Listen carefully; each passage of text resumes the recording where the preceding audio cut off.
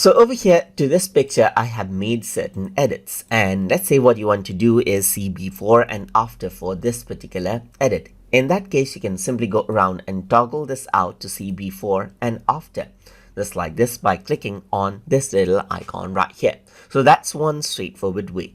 But what you can also do is utilize the other cycles between before and after. So if I were to go around and click, you can see the before and after over here side by side as well, just like this, and then work around with it. So if I were to go around and click right here and enable, you can see that I can go around and click on the cycle to see the before and after as well, just like this. So now you can go around and see how this actually looks. You can go around and see the before right here. As you can see, you can go around and swap it right here, and you can see enable different options so that you can see the before and after. So if I were to go around and click on this, you can see the before right here, and you can actually go around and move it and compare it out together. As you can see this like this as well. So this is what you have.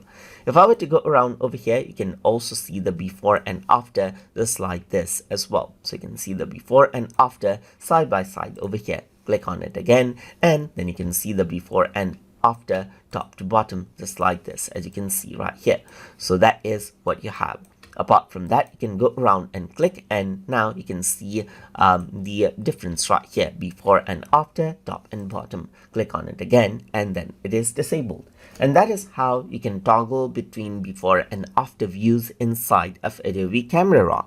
So I hope you guys learned something as always. And as always, please like, comment, share, and subscribe.